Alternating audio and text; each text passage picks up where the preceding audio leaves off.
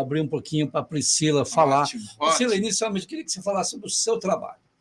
Quem é a Priscila, casada, quantos filhos? Fala um pouquinho sobre você e de onde saiu esse desejo de trabalhar específico nessa área para a gente poder ter esse panorama inicial sobre o seu trabalho. Perfeito. Bom, eu sou terapeuta integrativa, né? E sou escritora. E eu tenho trabalhado, na verdade, com qualquer público, na verdade, né? Qualquer pessoa aí que tiver algum problema emocional, mas também autistas adultos, né? E também agora estamos aí, né, também abrindo esse trabalho aí para crianças autistas também. Eu tenho 2 filhos autistas, né? E eu também sou autista, estou dentro do espectro.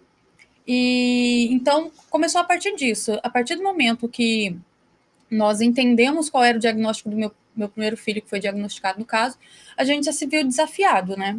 Então, já agarrei a causa. Eu me lembro que primeiro e segundo ano já fui para as cabeças, fiz um monte de curso, um monte de coisa. Já, na época, abria... Eu não lembro, na verdade, o nome, mas abriu um projeto, né? Começamos um projeto referente a isso. Mas, infelizmente, é aquele negócio, né? Tem que ter uma estrutura, tem que ter um apoio e tal, e nós não conseguimos na época, né? Um apoio da prefeitura e tal.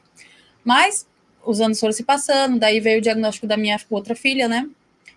Diagnóstico autismo nível 1 de suporte. Meu filho é autista nível 2 de suporte, minha filha é nível 1 de suporte, e eu nível 1 de suporte também.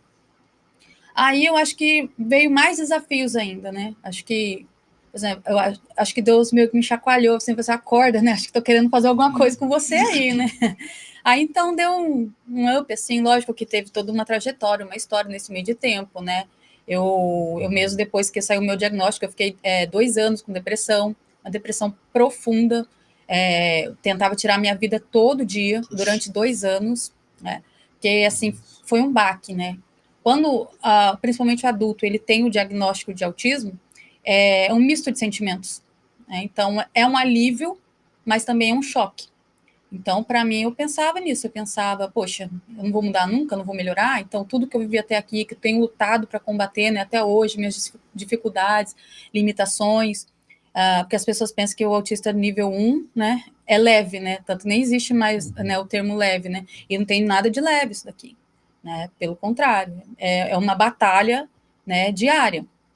Tudo no autista é autismo. Ele é 100% autista, não tem nada nele que não tem a ver com autismo. Então, aí, depois que eu saí desse período de depressão aí, eu acho que meio que caiu a ficha, né? Eu disse, não, vamos trabalhar, né? Vamos voltar aí a fazer alguma coisa, né?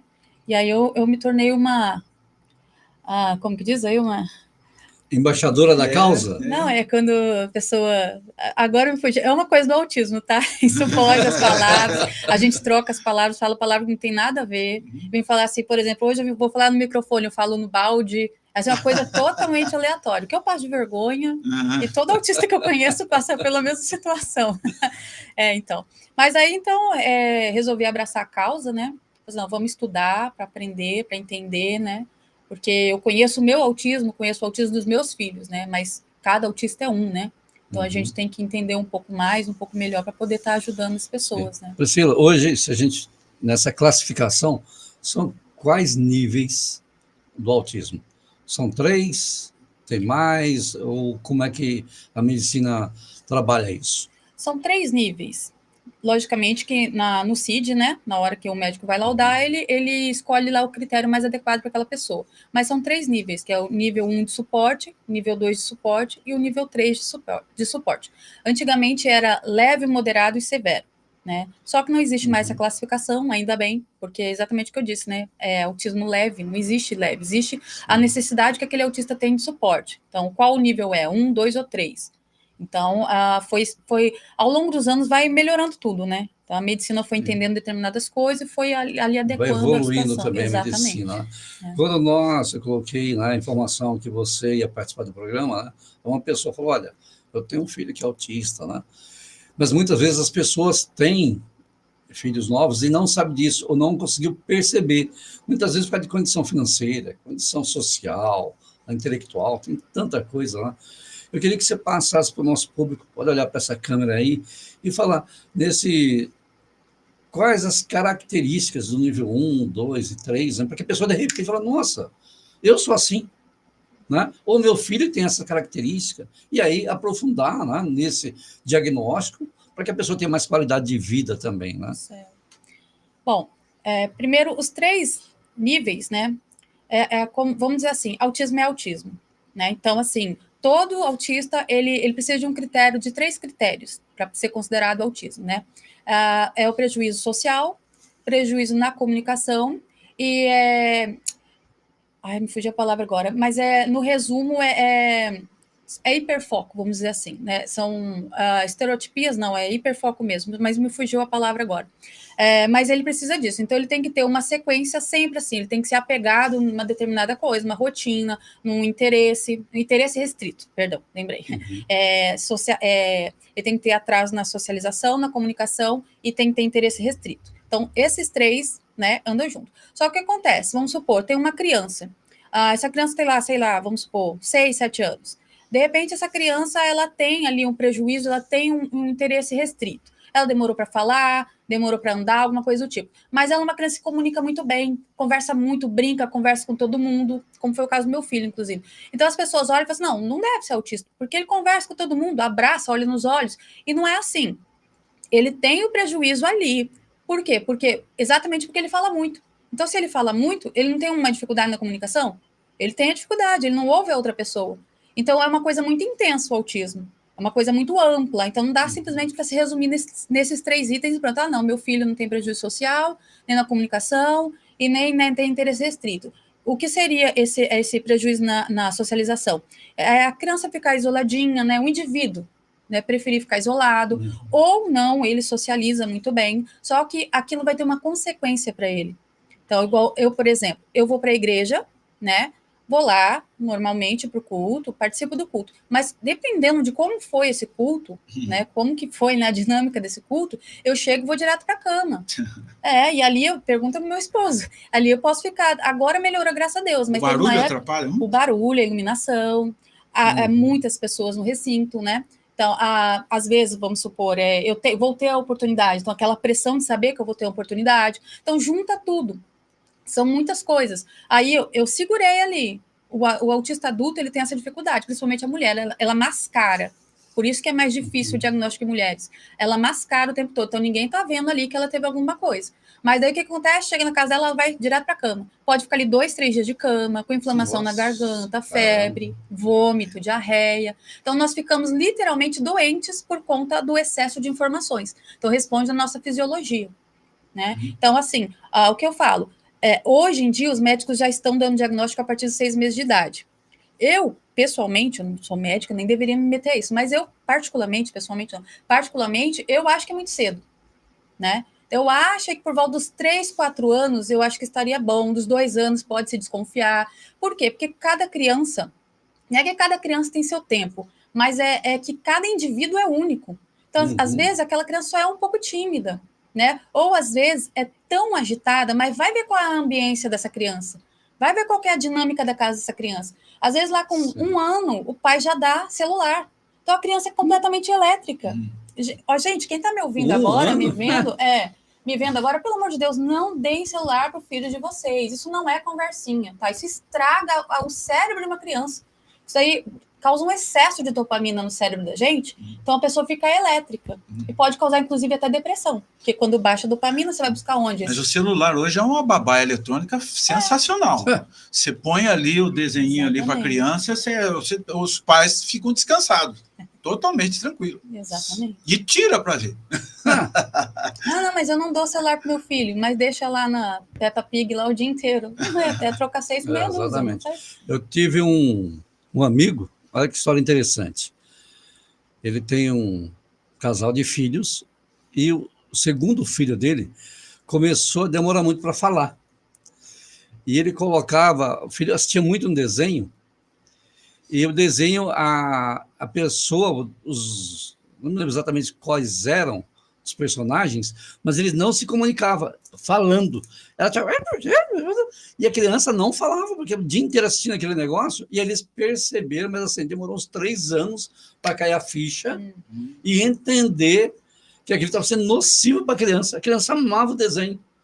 né? O pessoal achava lúdico, que legalzinho, desenho bonitinho e tal, né? Porque hoje em dia também tem desenhos que são terríveis, realmente acabam com a vida da criança. E esse era o contrário, parecia ser uma coisa inocente, mas, na verdade, não estava ajudando em nada a criança. Pelo contrário, estava prejudicando, né? Muito bem. Deixa eu aproveitar e fazer uma pergunta. Você caminhou numa área, né, falando que os adultos também sofrem com isso, né? Porque você tem essa percepção do que está acontecendo com você. Quando a gente parte para o diagnóstico, né, do tratamento, qual, se é que existe isso, qual o melhor tratamento ou como desenvolver um tratamento pensando nisso, a partir do momento que eu sei que tem algo diferente com os meus filhos ou com alguém ao meu redor? Você disse com a pessoa já diagnosticada. Sim. Tá. Olha, eu costumo dizer que o melhor remédio, o melhor tratamento que existe no mundo, tá? Logicamente, né, que as terapias, né, multidisciplinares são maravilhosas, todas, né? De repente eu tenho um medicamento, se o médico achar viável e tal. Mas a melhor terapia que existe no mundo é o apoio dos pais. É o apoio da família. Não ter julgamento. O pai e a mãe não achar que é frescura, que é birra, sabe? Que é a criança, de repente, tem uma seletividade alimentar ali, e o pai achar, não, come, na minha idade, na minha época eu comia, então você vai ter que comer, sabe? Aquele tipo de coisa. Não. Né? Se está acontecendo alguma coisa, algum motivo tem. Né? Principalmente, o autismo ele envolve muitas questões sensoriais. Então, às vezes, a pessoa não entende por conta disso. Então, a criança está gritando, está berrando, não, mas o som está baixo. Tá, o som está baixo, mas às vezes é a roupa dela. Né? Existem vários critérios, várias coisas. Então, não dá para fechar o autismo. Não dá para a gente colocar ele numa caixinha e achar que ele é pouca coisa. Além do próprio autismo ser uma coisa muito ampla, ainda ele vem junto ainda com os presentinhos, né, que são as comorbidades, ainda para ajudar, né? Então, aquela criança, ela pode ter, por exemplo, eu vou falar por mim mesma. Eu tenho autismo, eu tenho síndrome de Tourette, eu tenho prosopagnosia, eu tenho... O que mais aí, amor? Lembrei. TDAH, eu tenho... descalculia, só as coisas que eu estou lembrando aqui, são as né, comorbidades. Mas o autista ele tem muitas comorbidades, então eu estou falando bem por cima. Então, ele pode receber um diagnóstico errado por conta das comorbidades, e também ele pode receber um tratamento ali, não, ele é autista, mas ele anda, ele fala, ele conversa, ele se comunica, tá, mas e o dia a dia dessa pessoa? E as comorbidades que pegam ele? Né? Então, eu tenho muita dificuldade com a memória por conta das comorbidades que eu tenho. Então, para dirigir é um sufoco. Já chegou a desligar meu cérebro na direção, assim, de ficar... Então é muito complicado. Já cheguei ao ponto de esquecer como se subia no ônibus. Então, por causa da disfunção executiva. Então, existem muitas coisas dentro do autismo. Então, não dá para você, não, ela casou, ela dirige, então é leve. Não tem nada de leve isso. Como que você vai numa loja comprar no shopping e volta doente para sua casa? Não tem nada de leve. Ô Priscila, deixa eu aproveitar essa...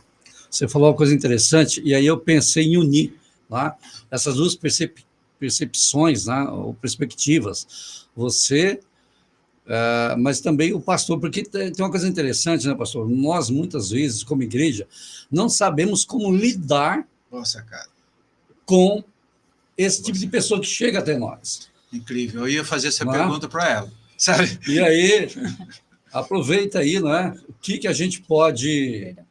como igreja, né, acolher essa família, acolher essa pessoa, porque normalmente quando a criança começa a fazer barulho na igreja, né, o pessoal parece que tem um trauma, trava a igreja inteira, o pessoal fica incomodado, isso independente da igreja que for. Né? Mas nós temos também que ter a sensibilidade, mas também a sabedoria de saber acolher e lidar com isso. Né? Como é que você trabalha isso aí? Então, a palavra, eu acho que a Priscila... usa essa palavra, acho que melhor que a gente, né? Que é a inclusão do autista na igreja. Então, eu entendo que este é um segmento muito falho nas igrejas. É um segmento que ficou adormecido até então. Então, hoje, me parece que as igrejas estão começando a acordar, a se despertar para esse desafio, que é muito grande para nós, que é um compromisso, que é uma dívida que a igreja tem com a sociedade, com esse grupo, sabe? Só que quando a igreja está começando a acordar, ao mesmo tempo, ela se assusta, porque ela não sabe o que fazer. Ela não sabe quais são as ferramentas. Ela não sabe como lidar com isso. O que é que nós estamos fazendo lá, por exemplo? Nós estamos buscando ajuda. Ajuda com os terapeutas, que é o caso dela. Buscando informação de quem tem conhecimento. Fui já num culto que eles realizam lá na igreja deles, muito bonito, que é o culto do autista, né? Então tem lá o coral dos autistas que eles cantam, né? Tem um momento deles. Aí eu tenho levado para a nossa igreja grupos, teatro. Eu assisti, por exemplo, lá na nossa igreja, uma peça de teatro muito bacana, só de autistas, né? E não são evangélicos, de fora. Até achei muito interessante que a produtora lá da peça, ela me chamou para perguntar algumas palavras, se podia falar na igreja, né?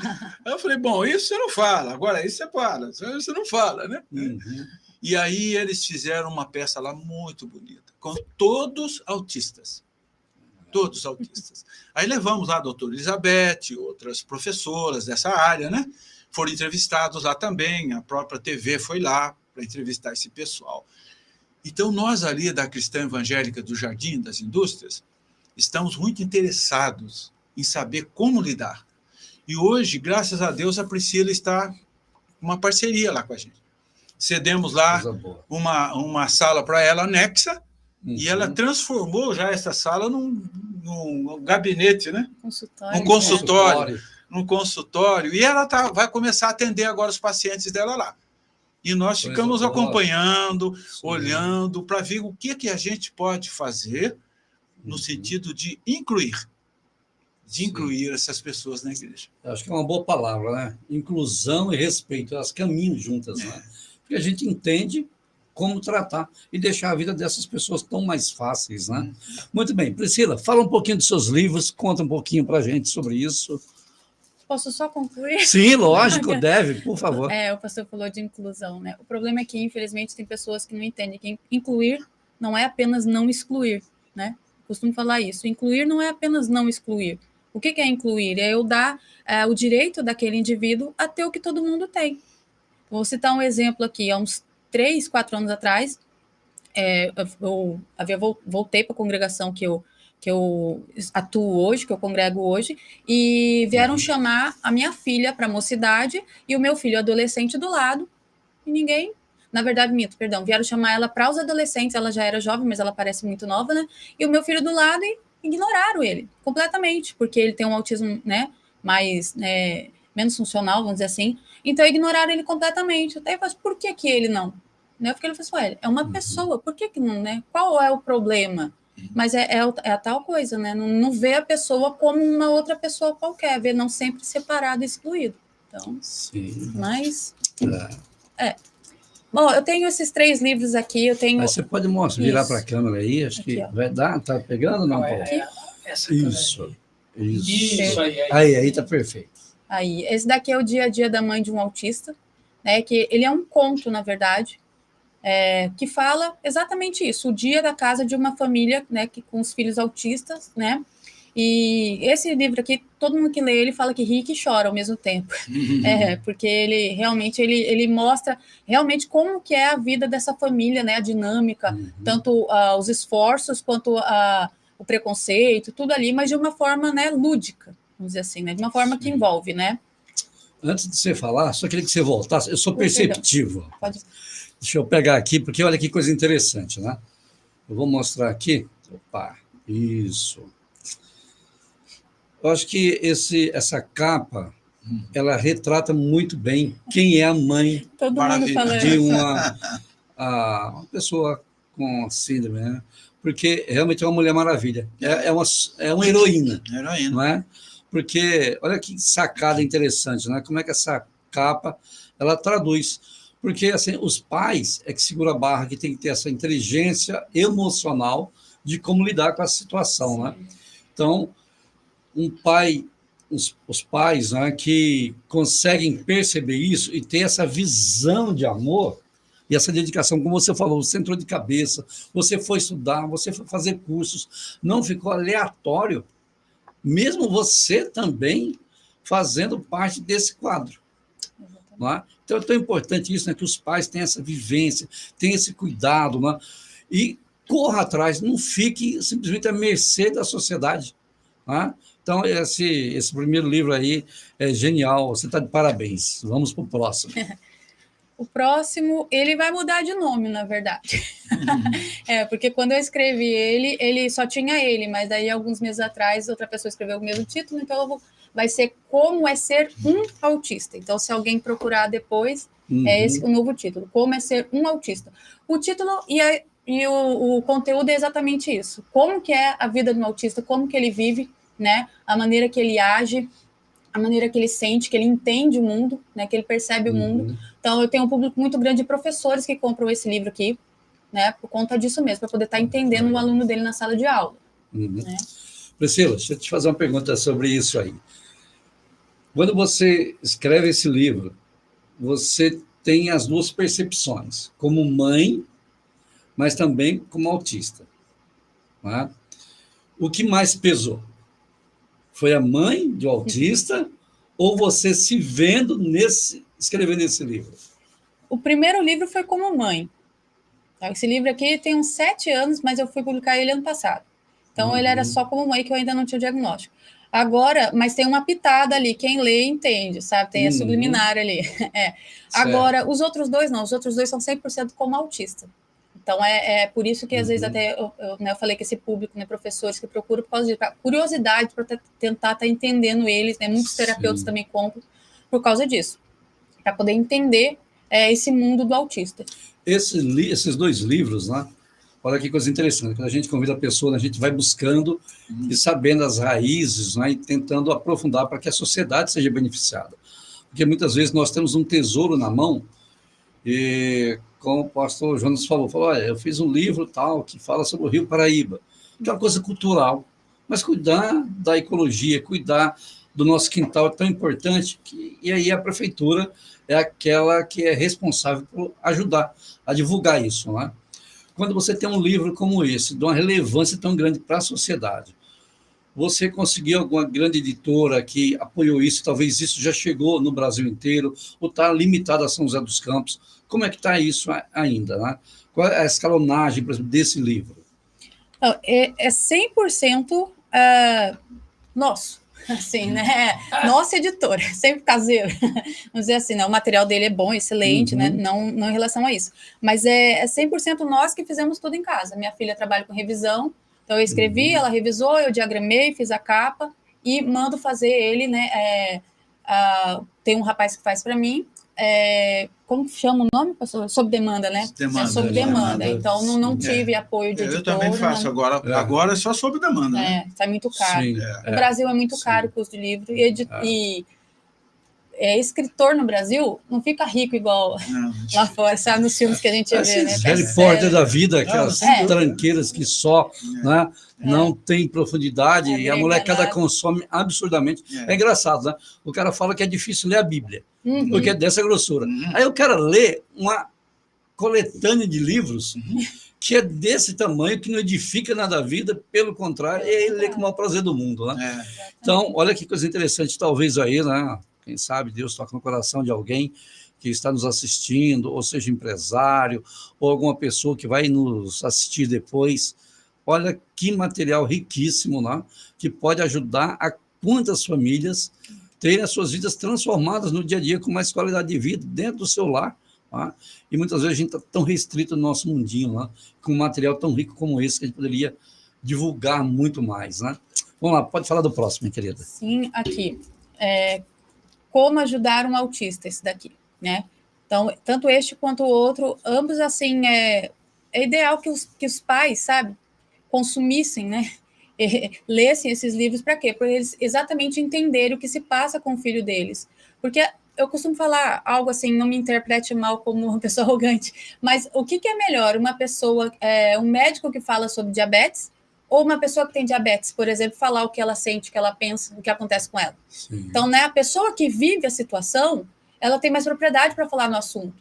Então, não desmerecendo ninguém, não é nada disso. Mas eu preferiria muito mais ver uma pessoa que fala sobre assunto com conhecimento de causa, porque ela vive, é muito mais enriquecedor, né?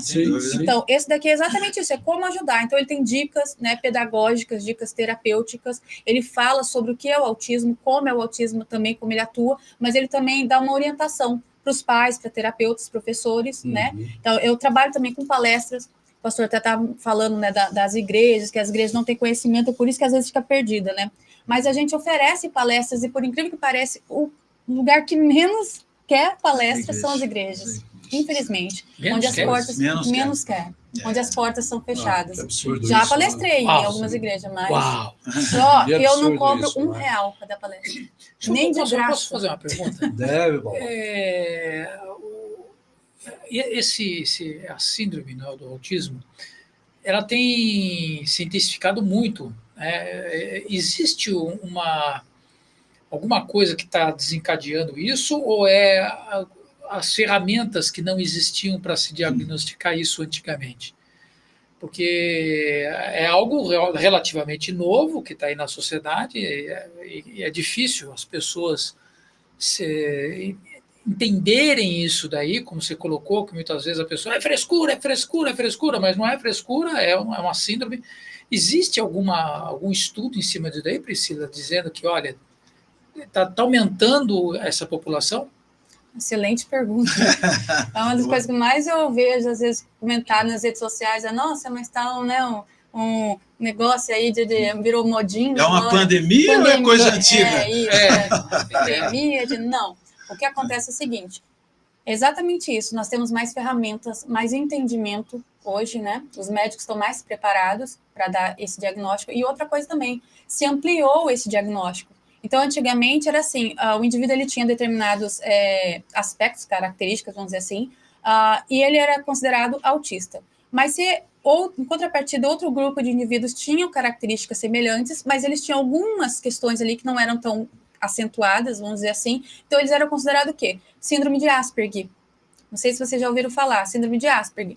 Aí caiu em desuso isso, era síndrome de Asperger, só que Asperger, né, Asperger foi se não me engano, ele era australiano ou austríaco, não me lembro muito bem agora. Ele era o braço direito de Hitler, né? Então, ele ajudava aí a sacrificar algumas criancinhas aí, principalmente as deficientes, né? Então, ele descobriu essas características nesses indivíduos e percebeu que eles tinham essas diferenças e tal. Aí, batizaram de síndrome de Asperger, o nome dele. Certo? Mas o autismo já existia, né? Ele só percebeu isso porque eram pessoas com QI mais elevado, com algumas características diferentes. Daí, de alguns anos para cá, o que aconteceu? O DSM, né, falou, não, todo mundo é autista e pronto, né? Tá tudo no mesmo barco. Perceberam que tá tudo no mesmo barco. O que diferencia eu, por exemplo, meu primeiro diagnóstico foi de síndrome de Asperger. O que diferencia eu, por exemplo, de um autista com nível 3 é o cognitivo. É a questão cognitiva. É a falta de comunicação dele, ou essa questão cognitiva, ou às vezes até um atraso intelectual, né? Então, é isso que diferencia. Mas ambos sofremos as consequências, né, que o autismo dá, que o autismo traz. Então, eles perceberam que estava tudo no mesmo parâmetro, então, eu falei, não, só existem níveis diferentes. Eu estou explicando tudo aqui, grosso modo, dizendo, né? Porque eu não sou médica, especialista na área, apesar de falar tudo, mas esses critérios específicos é basicamente isso. E também a própria comunidade autista começou a rejeitar, né? Poxa, quem foi Asperger, né? Nós não queremos levar mais este nome, né? Então, caiu, né? Entrou em desuso, se não me engano, desde o ano passado, se não me engano. Então, já nem se lauda mais como a Asperger, esse ano já nem está laudando mais como Asperger, está se laudando agora, está entrando, né, o novo CID, que é autismo e a necessidade né, de suporte das familiares, de outras pessoas, no caso. Priscila, quero te fazer mais uma pergunta, porque nós estamos já caminhando para o final do nosso programa, já batemos 1 hora, o tempo voa. Então, é rápido, então vai embora. Vai ter que ser. Né? Tudo junto aqui. Aí vai. Mas aí eu tenho a última pergunta para você.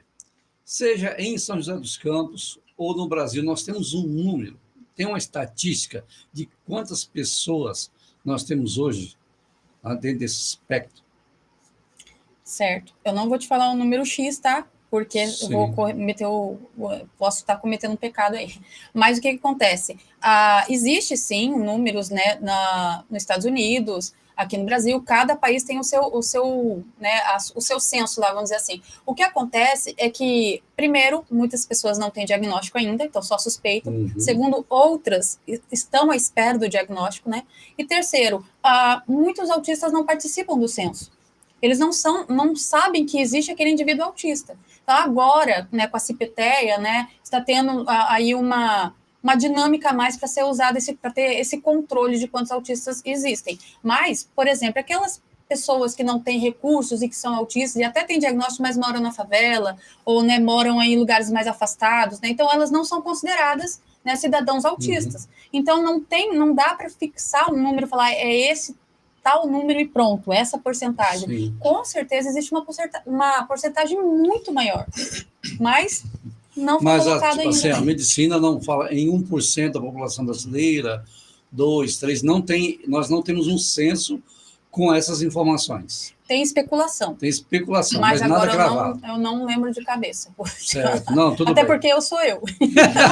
Então, eu não lembro mesmo. Tá bom, muito bem. Vamos lá, eu quero fazer as nossas considerações finais, aí vai ser fiel com o tempo, e eu quero pedir, então, primeiro para o pastor. Meu querido, fala do endereço da tua igreja, faz o convite para o pessoal ir para lá, fala dos horários que você tem de programação, fala um pouquinho aí sobre a Igreja Cristã Evangélica do Jardim das Indústrias em São José dos Campos. Amém. Há 22 anos, lá no bairro do Jardim das Indústrias. Hoje nós ficamos na rua Baclos Yosef Alvan. É uma rua, um nome muito desconhecido.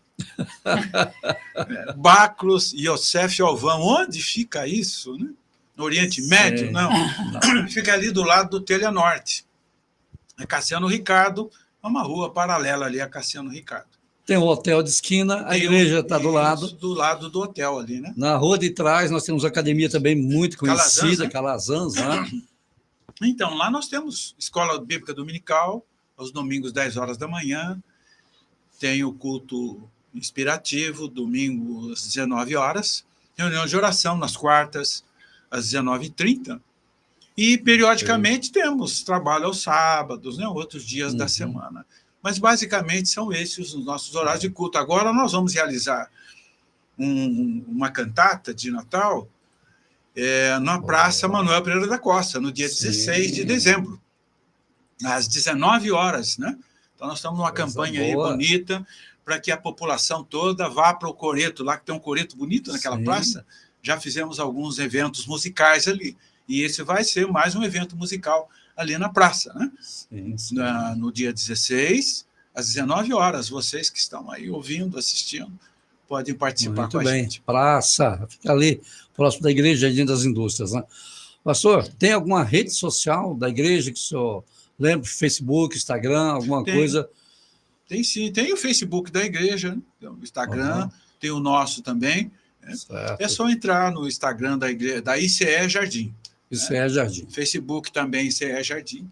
Os irmãos vão ter lá as nossas atividades, fotos, eventos que a gente realiza. Certo. Meu irmão, para você encerrar aí, uma mensagem de Deus para o coração daqueles que nos ouvem agora, seja ao vivo ou depois, né? Se o senhor pudesse dar um conselho para essas pessoas, tá? Talvez até aqueles que não vivem ainda, né? Um evangelho genuíno, não tenham uma intimidade com Jesus Cristo, não saiba o que é isso, como buscar isso. O que o senhor diria aí para essas pessoas? Qual o convite que você faz aí para o nosso público? Olha, eu diria que nós estamos bem próximo da volta de Jesus. Porque todos os sinais que estão acontecendo, os conflitos, de um modo geral, a degeneração da raça humana, que é uma coisa impressionante, né?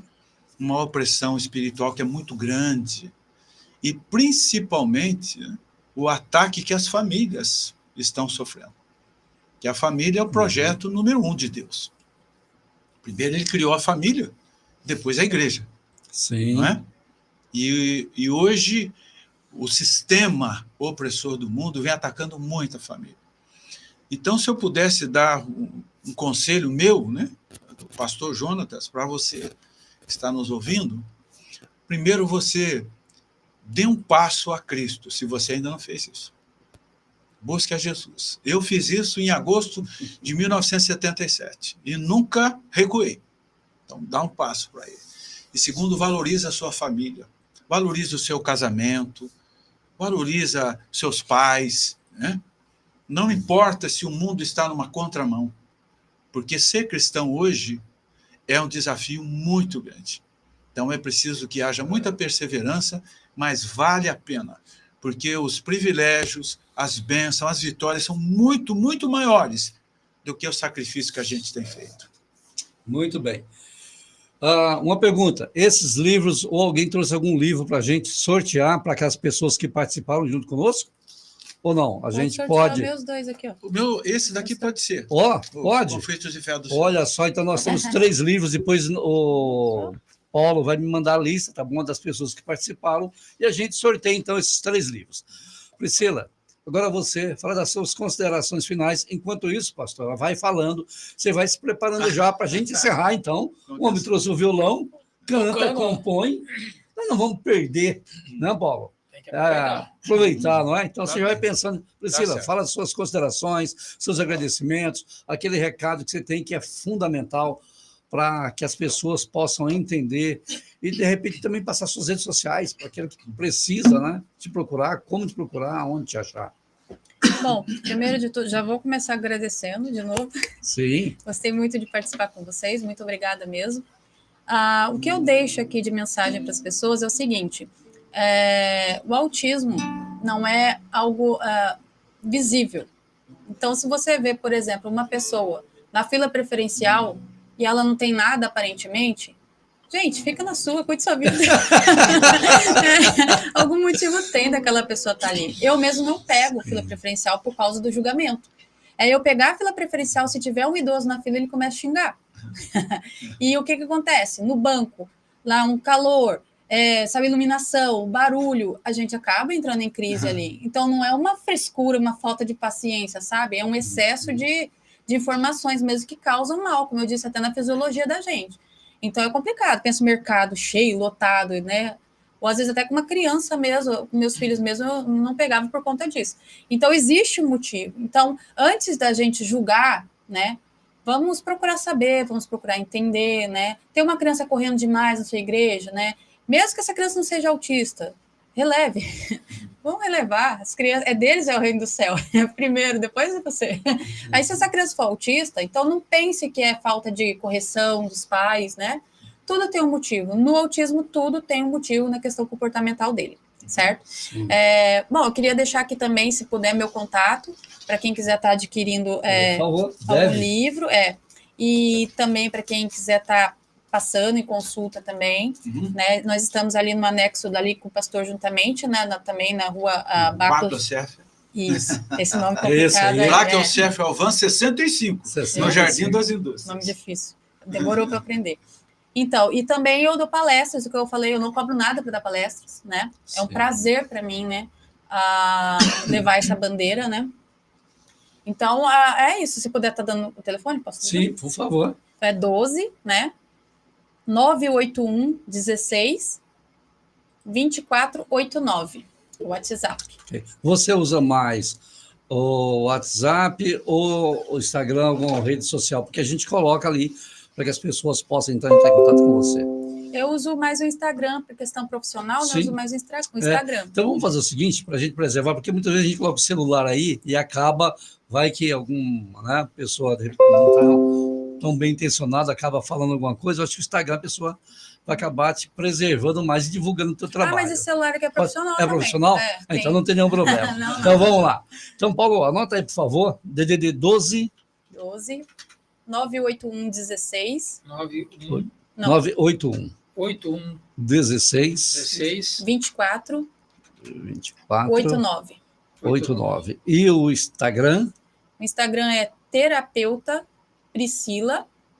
Vamos lá, só um minuto, Priscila, que estamos vendo aí. A gente pega aqui. Terapeuta Priscila S S é a letra mesmo, tá, gente? Você parou lá, Paulo. Domingos. Será que vai? É Priscilas, no caso. Né? Deixa eu ver aqui. Vamos ver se a gente acha já um Instagram aqui, já resolve esse negócio. Porque... Aproveita e me segue aí já. Instagram. Vamos ver se a gente acha aqui. É ativista a palavra. Eu não ia embora sem falar isso. É ativista. Sim. A embaixadora também é uma terapeuta. Instagram. Então, vamos lá, Paulão. Priscila. Entrou no Instagram, mas colocou Instagram lá ao final. Lá, Instagram. Mas eu acho que a gente acha. É terapeuta Priscila S. Domingos.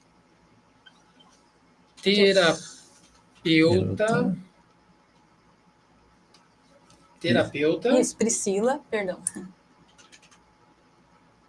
Aí, o primeiro aí. Agora apareceu. Esse aqui, terapeuta Priscila Domingos. Agora apareceu. Agora sim. É que tem um S abreviado aí, né? Tem um S aqui escondido. De Serra. Deixa eu colocar ele aqui assim, ó. Né? Aí a gente já pega aqui Fala assim. Que é Priscilas Domingos. E já põe aqui. Pronto, tá aí, ó.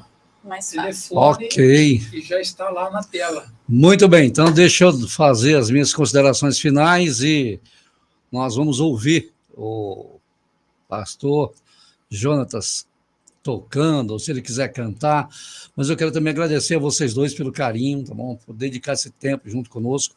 O maridão da Priscila também está aqui. Faz a propaganda do homem, Priscila. Fala o nome dele aí, para depois ele pagar uma pizza pra gente. Não, ele é só meu. Não, isso com certeza. Marido Fábio. Eu falo que lá em casa só o cachorro que salvou, porque são 3 autistas e meu marido é TDAH, então. Eita, rapaz. Então, Fábio, seja bem-vindo, querido. Então, a vocês, meu muito obrigado, tá bom? E a você de casa, aquele que nos ouve, eu sempre digo isso, né?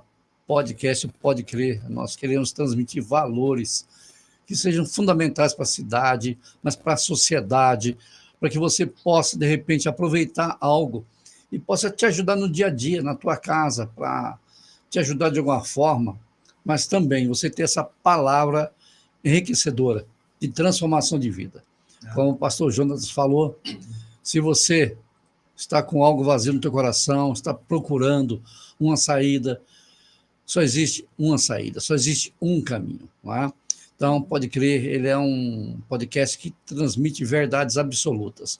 Tudo que foi falado aqui são pessoas sérias, comprometidas com a verdade, pessoas que estudam sobre o tema, seja o pastor Jonatas, um teólogo, ou a Priscila, uma terapeuta. Então, aqui não tem papo furado, não, a gente fala aquilo que é verdade, não é? Para que realmente você seja beneficiado. Então, divulgue, nos ajude, participe. Eu vou fazer o sorteio dos livros depois, eu tenho certeza, principalmente se você tem alguém na sua família próximo com algum grau de autismo, tenho certeza que esses livros vão ser muito relevantes. E se você gosta de um bom bate-papo, da filosofia, eu tenho certeza que esse livro do pastor Jonatas também vai fazer muita diferença na sua vida, que a gente gosta de uma leitura enriquecedora, tá bom? A você, meu muito obrigado, Deus te abençoe, seja bem-vindo à nossa casa. Meu agradecimento ao meu amigo Paulo Capelete, sempre aqui conduzindo a nossa máquina, e segunda-feira nós estaremos de volta. E agora vamos encerrar ouvindo uma boa música brasileira. Então, obrigado, Alípio, Paulo, obrigado pela boa recepção que a gente teve aqui. Agradeço também a Priscila por ter vindo, enriqueceu muito o nosso papo aqui, né? Sim. Obrigado pelo Fábio, e que a gente possa ser usados por Deus. É o título dessa canção. Tá boa. Certamente ele quer usar os nossos dons e talentos.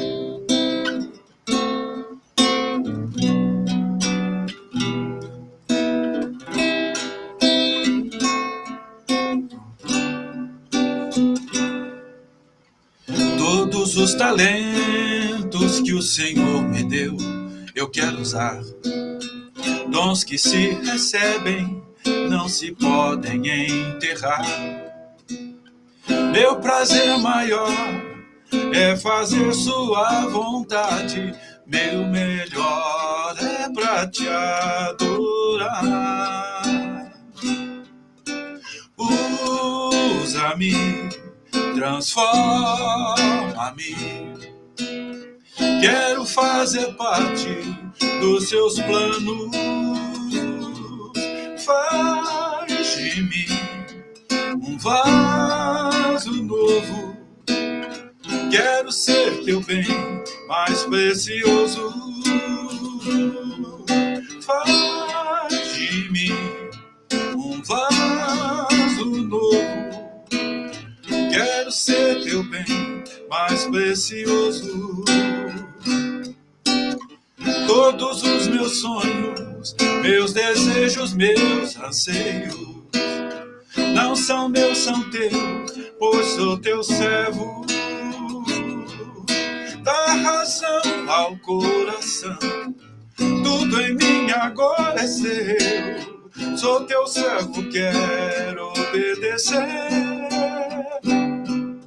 Dá razão ao coração, tudo em mim agora é teu. Sou teu servo, quero obedecer. Usa-me, transforma-me. Quero fazer parte dos seus planos. Faz de mim um vaso novo. Quero ser teu bem mais precioso. Faz de mim um vaso novo. Quero ser teu bem